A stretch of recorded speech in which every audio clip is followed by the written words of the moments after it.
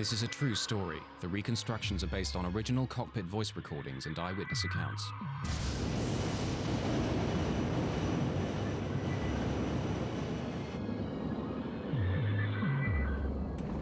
I can't see anything. Damn, we're off course. No, I can't see it. Way off. On June the 1st, 1999, as an American Airlines jet prepared to land amidst fierce thunderstorms, passengers knew they were flying into trouble. I don't know what made me aware, so doggone aware, that we were going to have a problem. Oh, no! Within minutes, their worst fears would be realized. Other one! Other one!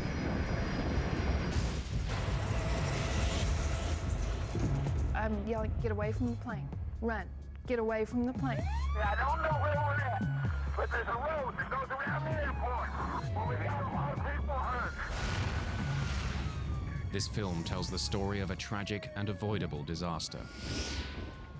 The investigation would reveal a lethal combination of pilot error, the devastating effects of severe weather, and a dangerous race to keep the plane on schedule. It will also uncover disturbing evidence of an industry-wide failing, one that could kill again at any time.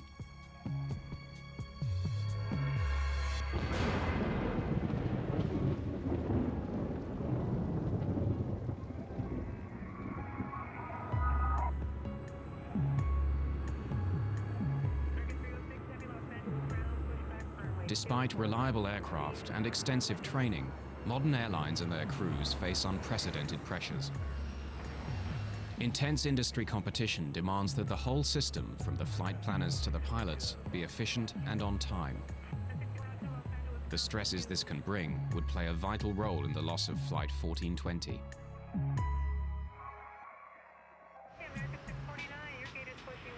For a large operator like American Airlines, the pressures start with the complex task of scheduling their vast fleet. Dispatchers direct the planes around the world in a carefully choreographed dance.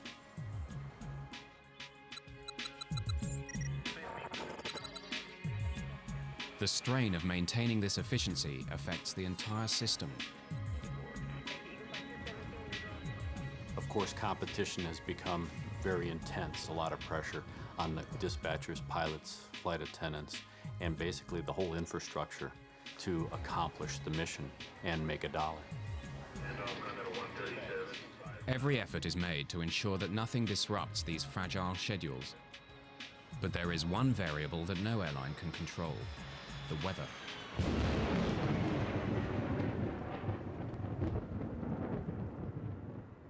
The southern states of America are especially prone to severe weather, where storms not only cause delays, but pose extreme dangers to commercial jets. Delays, scheduling problems, and fierce thunderstorms would all conspire to turn a routine flight into a terrifying race against time. On June the 1st, 1999, American Airlines Flight 1420 is running late. The movement of the storms, everything is sliding to the southeast. So yes, we do have a stormy evening headed our way. The delay of Flight 1420 put pressure on the pilots even before takeoff. The responsibility can fall on flight crews to keep a tight schedule on track. Dispatch, please. Yeah, it's Michael Arago. Crews have strict legal limits on their duty time. The first officer warned the dispatcher that they were in danger of running out of time. To reach duty time limit at around 11:16. The flight had to take off in the next hour or be cancelled. The pilots also became aware of another pressure caused by deteriorating weather near their destination. Pilots had a weather briefing that they got before they departed Dallas-Fort Worth, which provided the forecasts, the weather alerts. The dispatcher and the captain preparing for the flight looked at the weather information and thought they could get to Little Rock before the thunderstorms impacted. The 139 passengers just wanted to get home. I was traveling with my son and my daughter. We were coming home from our vacation. It was my daughter's first flight. The plane was late and there were a lot of delays, of course. It was tiring, it was frustrating, it was late at night. they soon began to sense that Flight 1420 was racing against the weather. As they called for us to board the plane, and they wanted us there and just to get on really quickly, just get on, sit down, put your seatbelt on, we're going. They did mention that there was bad weather between us and Little Rock. They wanted to get ahead of the bad weather coming into Little Rock. Finally, over 2 hours behind schedule, Flight 1420 leaves Dallas. Unknown to the crew, the storms are already moving towards Little Rock.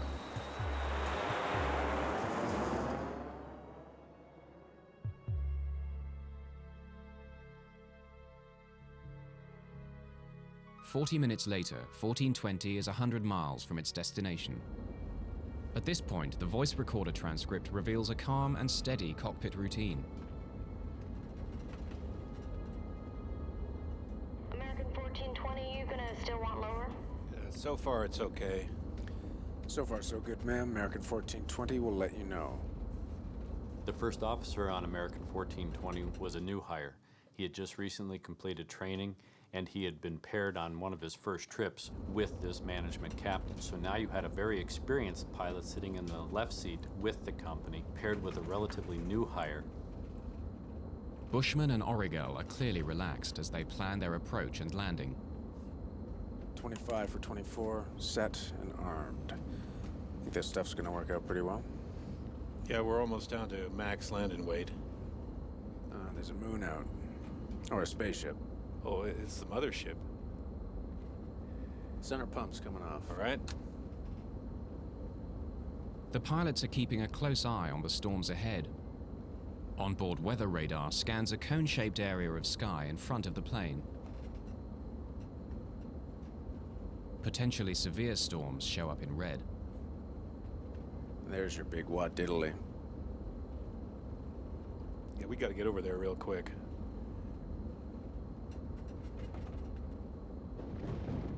Don't like that. That's lightning. Sure is. The American Airlines dispatcher issued an update on the shape and formation of the thunderstorms. Right now on radar, there's a large slot to Little Rock. Thunderstorms are on the left and right, and Little Rock is in the clear, sort of like a bowling alley approach. Thunderstorms are moving east-north-eastward towards Little Rock, and they may be a factor for our arrival. I suggest expediting our arrival. Dispatcher gave this flight crew the weather information. It appeared to him that there was going to be a gap, or what he called the bowling alley, where you had two types of thunderstorms or two thunderstorms with an alley between it. And that the flight crew, if they had expedited their travel to Little Rock, could probably make it up that alley before the two storms closed together. But as Flight 1420 descends, the plan to beat the storms is about to go seriously wrong. The pilots don't realize that the walls of the bowling alley are closing in.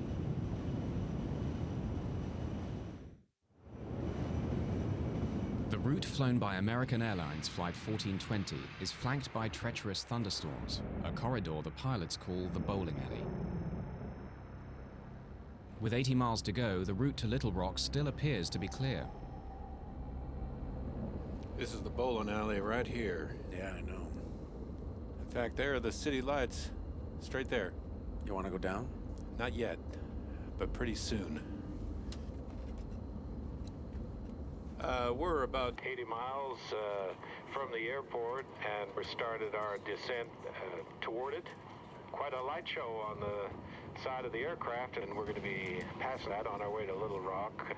It's been a pleasure having you aboard our short flight, and I'd like to take this opportunity to thank you for flying American Airlines. The lightning seemed to be on both sides of the plane. It lit up the inside of the plane. Very quick, you know, just kaboom type lightning, which was a little scary.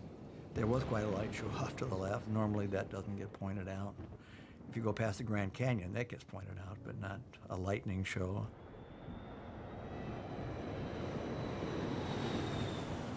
As the plane descends, transcripts of the cockpit voice recordings show that the pilots are aware of rough weather ahead. Just some lightning straight ahead. I think we're gonna be okay, though. Right there. Yep, right down the bowling alley. As my friends would say, California cool. Cool. Peachy. Exactly. 1420 at 11.3 for 10,000. When pilots contact the controller at Little Rock, he gives the first of a series of alarming weather alerts. Approach, Roger. We've got a thunderstorm just northwest of the airport moving through the area now. Wind is 280 at 2.8, gusts 4.4, and I'll have new weather for you in just a moment, I'm sure. Gale force winds are gusting up to 50 miles an hour, enough to blow tiles off a rooftop. High winds pose a severe hazard for Flight 1420. Crosswinds make it difficult to control the plane on landing. The pilots must quickly determine if they're within safe limits. They calculate the strength of the crosswind from its angle to their final approach.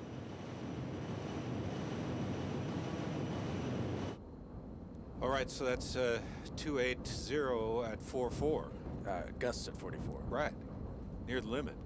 Well, it's 40 degrees off. I mean, you're not out of the limit because of the angle, but that's pretty close.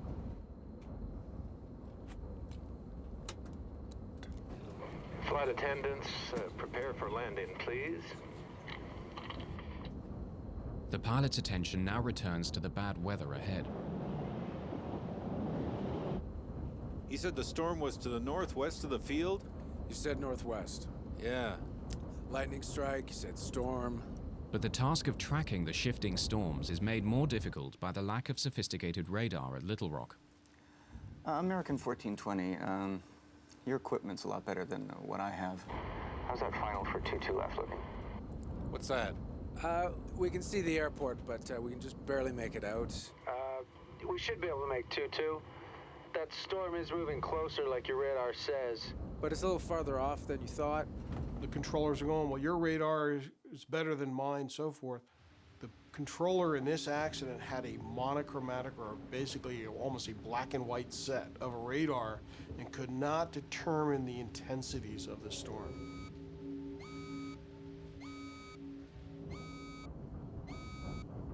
The controller calls in with more bad news. Wind shear is a sudden change of wind direction over a short distance. It's one of the most feared elements of a severe thunderstorm. To combat constantly shifting winds, the pilots are forced to throw away their previous approach plans and start again. They have to reverse the direction of their approach, so they'll be landing into the wind. Yeah, we're gonna need, We would rather go into the headwind, sir. The pilot's decision to land in the opposite direction is a prudent move, but it will create serious problems. Okay, right turn 250. The long way around? Yes, sir. You're a little close to the airport. Yeah, right. 250, that'll work. As the pilots turn to their new approach, the aircraft's weather radar, which scans in front of the plane, loses track of the thunderstorms. Worse still, the turn delays landing by more than 10 minutes, and with every passing moment, the storms are growing in intensity.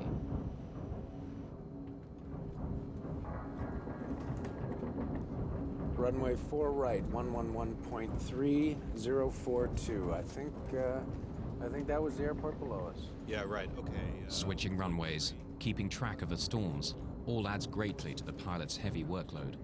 Okay, 2217 glide slope intercept all the way down. Missed approached right turn to 4000. Let's see, you got the airport, right? So yeah, I don't have the airport. Well, I'm saying you've got the ILS. Yeah, I got the ILS. Airline pilots, they make their money when they're flying into bad weather. When the weather goes down, now all of a sudden the workload starts to increase because you have to factor in low clouds, rain, lightning, thunderstorms, wind. All of these elements start to bombard you the closer you get into the airport environment. American 1420, it appears we have a second part of this storm moving through. The wind now is 340 at 16, gust 34. With the storms worsening, the pilots need to make it to the airport as quickly as possible.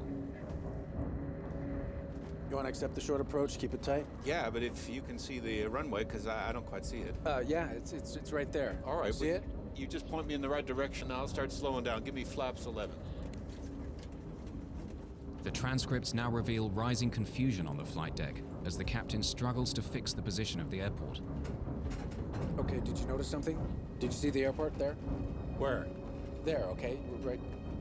You're on a base for it, okay? It's right there. Well, I'm on a base now? It's like a dog leg. We're coming in, and there it is, right there. I lost it. I don't see how we can maintain visual. The pilots now have to abandon their direct visual approach and request help from Little Rock's instrument landing system, but this delays landing even further. Approach, American 1420. American 1420, yes, sir. Yeah, there's a cloud between us and the airport, and we've lost the field. We're on a vector. Well, basically we're on the last vector you gave us. Which is like a dog leg, it looks like. American 1420, can you fly heading 220? I'll take you out for the ILS. This news footage shows the storm on the night of the crash. As heavy rain cuts visibility even further, Captain Bushman is getting frustrated. See, I hate droning around visual at night and weather without having any clue where we are. The thing that was really getting to me was I knew we were getting very low. I knew that the rain was not letting up and that we were being jolted around quite heavily. See how we're going right in the middle of this crap. Right. Approach, American 1420. I know you're doing your best, sir, but we're getting really close to this storm, and we'll keep it really tight if we have to. The plane was rocking and rolling at that point. It was pretty doggone unstable. I don't know what made me aware, so doggone aware, that we were going to have a problem. I don't know what did that. As Flight 1420 lines up for final approach, they're heading straight into the heart of a thunderstorm. The crisis for Flight 1420 is about to get even worse.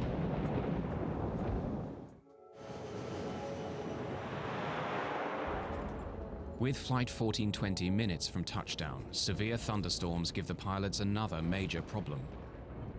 Blinding rain and thick clouds are obscuring the airfield. The visibility on the runway, known as RVR, is only just above the regulation limit of 2,400 feet. We're going right into this. American 1420. Right now we have heavy rain on the airport. I don't have new weather for you, but visibility is less than a mile. And the runway 4 right RVR is 3,000. Visibility is down to 3,000 feet. The pilots are unsure if it's safe to land. 3,000? Roger that, 3,000, American 1420. This is 4 right, correct? American 1420, that's correct, sir. And runway 4 right, cleared to land. Can we land? 030 at 45, American 1420. 3,000 RVR, we can't land on that. No, 3,000 if what you do look we at... need? No, it's 2,400 RVR. Okay, right. Yeah, we're fine. All right. 15. Landing gear down. And lights, please. The crosswinds are way over the limit. The pilots could divert to another airport, but they don't, and the weather gets worse. Wind shear alert. Center field wind 350 at 32. Gusts 45. North boundary wind 310 at 29. Northeast boundary wind 320 at 32. The jolts seemed to be much stronger than I'd ever felt. You could tell that the thunderheads were extremely close to the plane. I said words to the effect that if he tries to land in this weather, we'll crash. Flaps 28. Add 20. Then visibility falls drastically below the limit. American 1420, the runway 4 right RVR is now 1,600. Damn. The pilots are rattled. Under pressure, they begin to make mistakes. Can't see anything. Looking for 460. It's there. Couldn't see anything. The wind was throwing the plane around so violently. I think it was enough of a crosswind that I was afraid we were going to land on the wing. We felt like we were going to tip over. I mean, it just felt that bad. You want 40 flaps? Yeah, I thought I called it. I knew the way he was jockeying the plane and the sounds of the engines that he was trying to get lined up for the runway, and I couldn't see it, and I couldn't see it, but I could tell we were close, and I kept thinking, where's the runway? Wind 330 at 23. Damn, we're off course. No, I can't see it. We're way off. I can't see anything. Got it? Got it! 100 feet. 50 feet. 40. 30. 20. 10.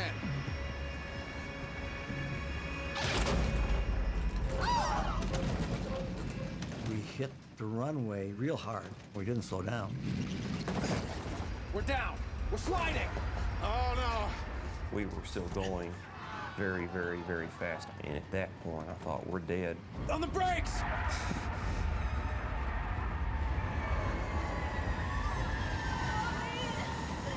It was just chaos. It was terrifying. Quite literally terrifying. Other one! Other one, other one!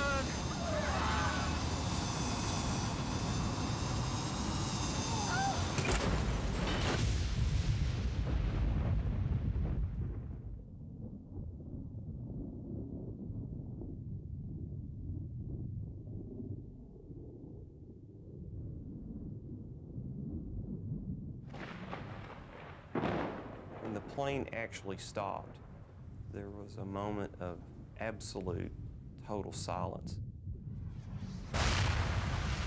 There was fire in front of me, and I could see debris, and it was silent.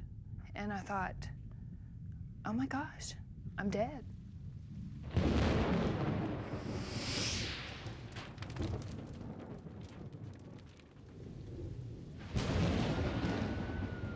Within those minutes, I heard a small scream, and I heard it get louder and louder and louder, like it was on a megaphone.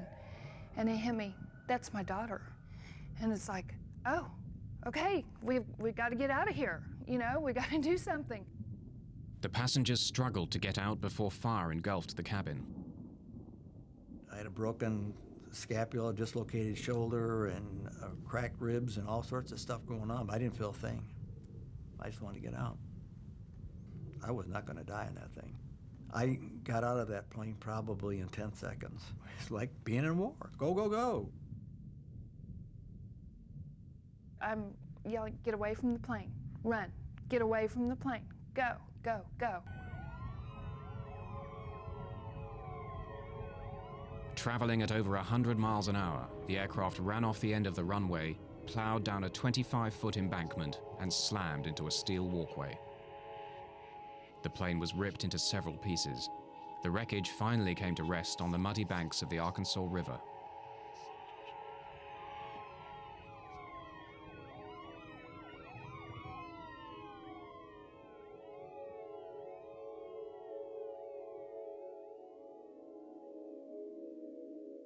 Ten passengers died in the crash.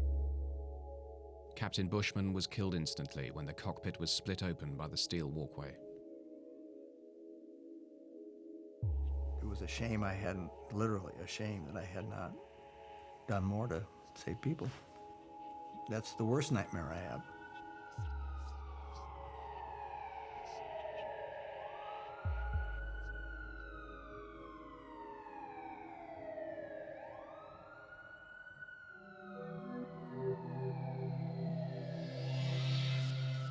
The U.S. National Transportation Safety Board was immediately notified. Greg Feith was the NTSB's chief investigator. The night American 1420 happened, I received a phone call about 1 o'clock in the morning from our communications center at the NTSB advising that there had been an aircraft accident at Little Rock, and there may be some fatalities involved. Fellow investigator Don Ike was quickly on the scene. There's a sense of adrenaline as an accident occurs like this, where you're being launched to the accident scene. And there's a strong urge to get there, to try to find out what happened, to document the facts so we can prevent it from happening. The NTSB set up a command center close to the site. They would spend the next 18 months piecing together the events that led to the crash. We did have a basic idea when we got on scene of what had happened. We just didn't know why. We knew the airplane went off the end of the runway. We knew that the pilots couldn't stop it. We knew that the aircraft was destroyed going through this catwalk. We knew that the subsequent post-crash fire killed people. We just didn't know why at that point. The NTSB worked backwards from the impact, piecing together the sequence of events from the final approach all the way back to Dallas-Fort Worth. The first question for investigators was why the pilots had been unable to stop the plane. Analysis of the tire tracks left by the skidding plane showed a complete loss of control after touchdown. When you look at the width of those tire tracks, you then see that the airplane wasn't going straight, but in fact was sliding sideways. Here you have this machine that weighs 130, 140,000 pounds. It has 100 or so people on it. It is sliding uncontrolled off this runway. Something had gone terribly wrong on landing, and investigators wanted to know why. They questioned the survivors of Flight 1420, who would provide an extremely important clue.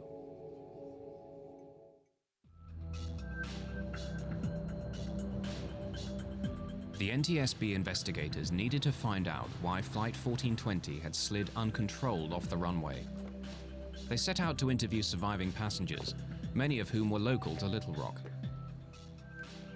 Their eyewitness testimony would point the inquiry towards the most important mechanical system used to slow a plane down after landing. We were really interested in were those passengers that were sitting in a position right near the wings who could look out the windows and tell us whether they saw the ground spoilers deploy. Spoilers are large flaps that flip up on landing, literally spoiling the airflow over the wings. This is necessary for braking to take effect.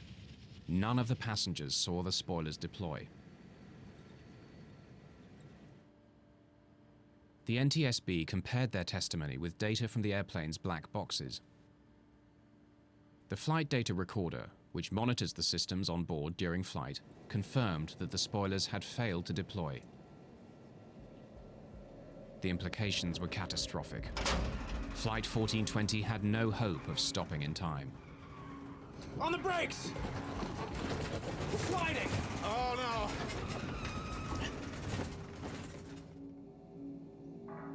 So was the failure of the spoilers to deploy a mechanical problem, or in the confusion of final approach, was it pilot error? To find out, the NTSB would make clever use of the cockpit voice recorder, or CVR. You want 40 flaps? Yeah, I thought I called it. One of the key elements that the CVR team was listening for was the setting of the spoiler handle. We saw on the flight data recorder that the ground spoilers didn't deploy. We wanted to know if the handle had been actually armed or not, and we were looking for a specific click sound. We couldn't find that sound on the accident CVR, which led us to believe that the handle was never in the armed position at touchdown.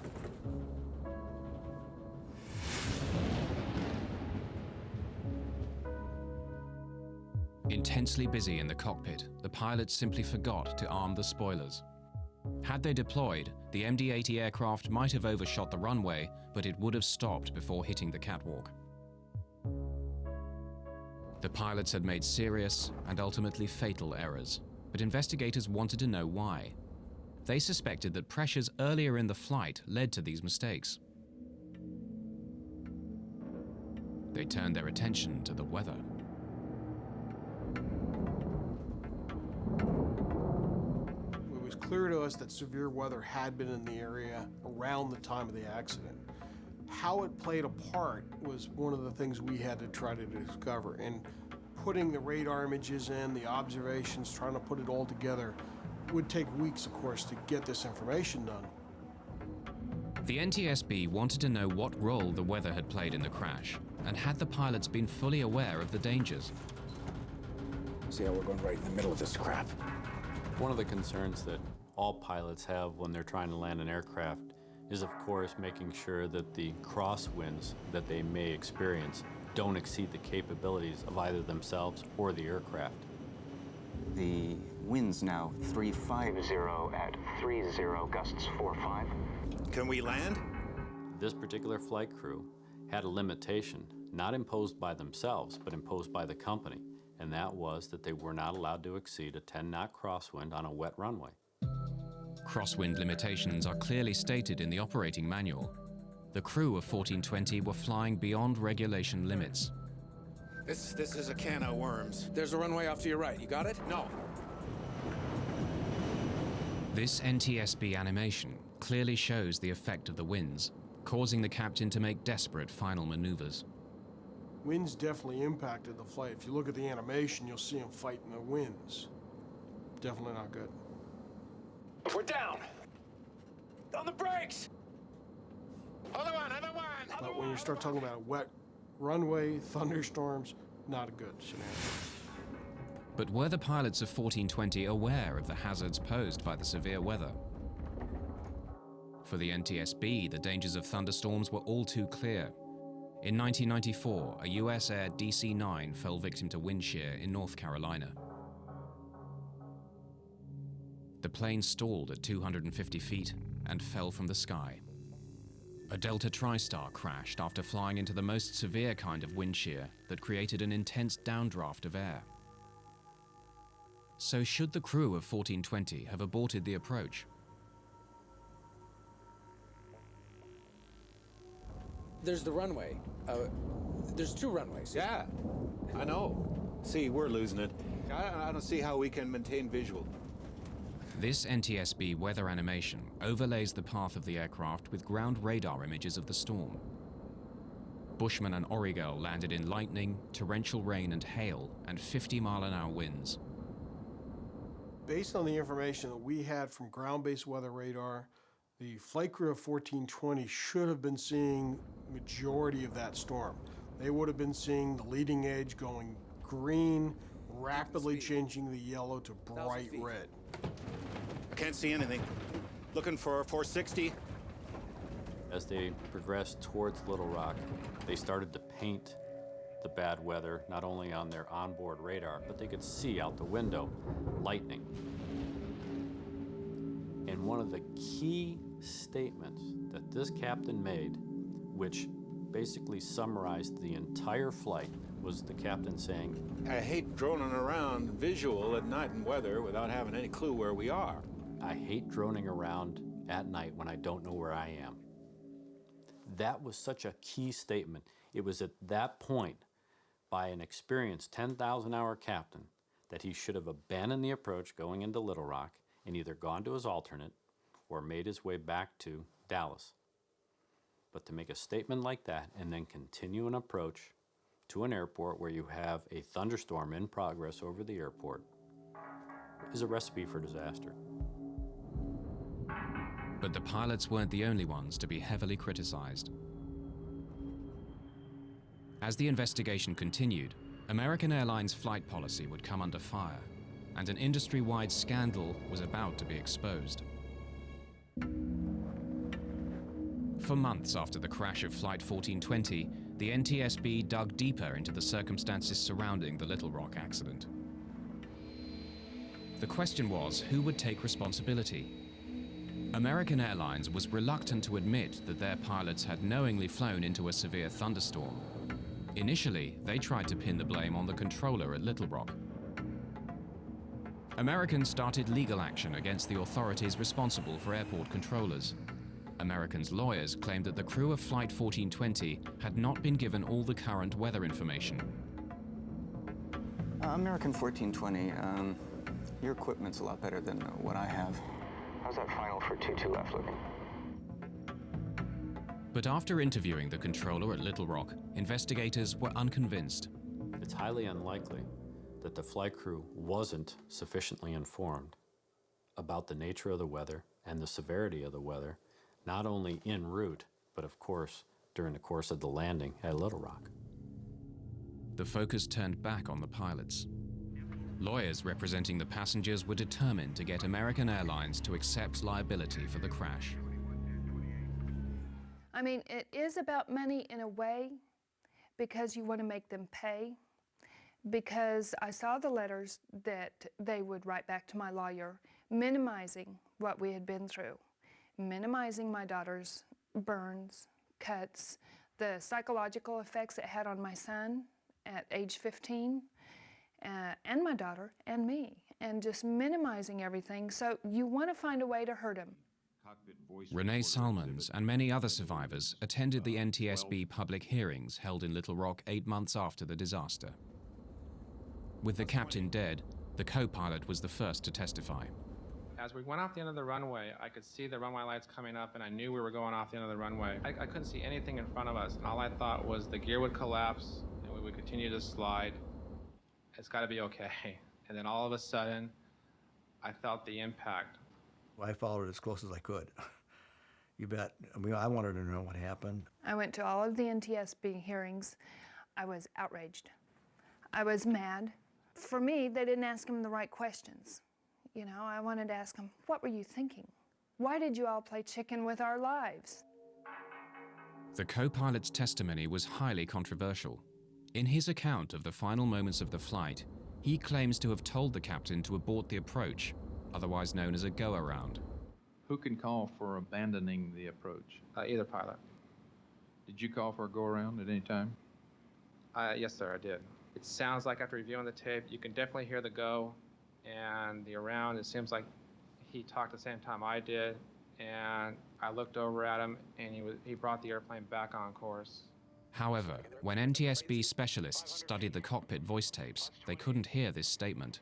Damn, we're off course. No, I can't see it. We're way off. Even though he stood by that statement, we could never validate it. That led to a controversial finding because we weren't really sure if that took place or not. The NTSB asked tough questions of the co-pilot, but was American Airlines training also at fault? Greg Feith put an American Airlines manager on the stand. What were the company rules for pilots flying near thunderstorms? When asked the question, he basically responded that he just didn't want his pilots flying into that type of weather. Our pilots are forbidden to enter or depart a terminal area blanketed by thunderstorms. To the NTSB, this policy simply wasn't clear-cut enough. Well, that's a very subjective call for a pilot. Pilots need boundaries. You have to set limits. If there's convective activity, that is thunderstorm activity, it's within 5 nautical miles of the airport. There's lightning, there's wind shear. Don't go there.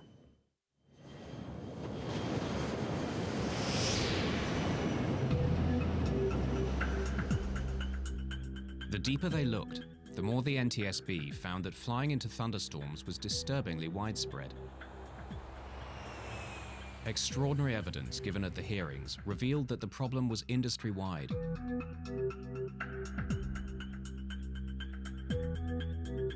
Experts from MIT spent weeks recording the flight paths of planes landing at Dallas-Fort Worth.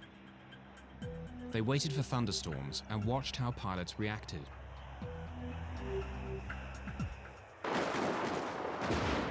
Their animation plots the planes coming into land, overlaid with radar images of the storms. Anything yellow or orange is a potentially severe thunderstorm. Of the 2,000 encounters with thunderstorms, 2 out of 3 pilots flew into the storm and landed their aircraft. I was very surprised by the testimony at the public hearing, given the fact that they're flying the best equipment, typically have the best training, have the best information available to them. For those decisions to be made to continue into harm's way, it was very surprising to me that they tried to do that. Pilots know that if we go into that thunderstorm, we may not come out of that thunderstorm, and if we do, it may not be basically in one piece. Why did so many pilots fly into danger? The MIT researchers found pilots were more reckless if they were behind schedule, if it was night, and if aircraft in front of them were also flying into bad weather. In the Little Rock case, 2 of those 3 elements were present. It was night, and they were running late.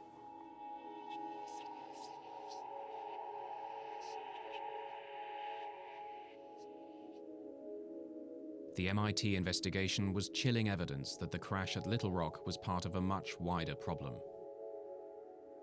We're not seeing a major improvement, put it bluntly. There's a limited time for training. Weather was a significant part that set up the stage of this accident. We do not condone any operation to be conducted in such weather. It is a known severe weather hazard, and it should have been suspended, no operation. The root causes behind the crash went even deeper. Why were the pilots so determined to land?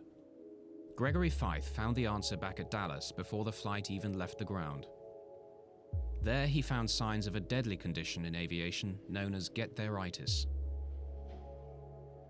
There may have been a sense of get-there-itis. The flight crew knew that they were pushing their 14-hour duty day. It had been a long duty day. The airport's right there. Let's try it. Let's see if we can accomplish the mission. Pilots are goal-oriented. We're mission-oriented. We will stick our nose in there to try and see if we can accomplish the mission. Sometimes we will accomplish that mission, but sometimes we get too far into it that we can't bail out. We don't have any more options, and bad things happen. The pressures of get-there-itis sparked a fatal series of mistakes and misjudgments. I can't see anything. Looking for 460. At the end of a long day, rushing to beat the storms and get their passengers to their destination, the crew of 1420 made the basic mistake that cost 11 people their lives. They forgot to arm the spoilers. They were so busy trying to get the plane on the ground that they forgot to do what they needed to do. They didn't have time to do it. After the accident, American Airlines revised their checklist procedures. Both pilots must confirm that the spoilers are armed, ready for landing. In October 2001, the NTSB published their report. They concluded that the two main causes of the crash were first the decision to land in a thunderstorm, and second, the pilot's failure to arm the spoilers. American Airlines declined to take part in this film or comment on the findings.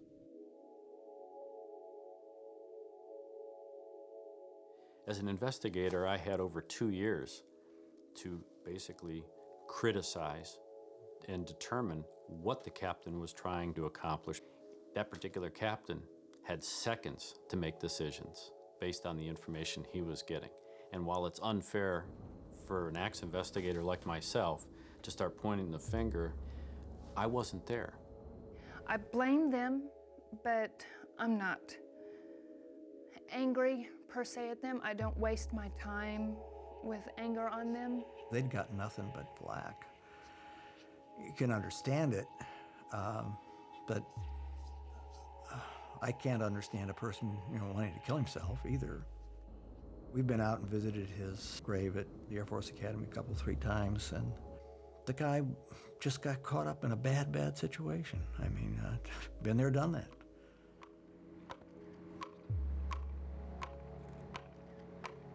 One year after the crash, the survivors of Flight 1420 gathered at the site to remember those who died.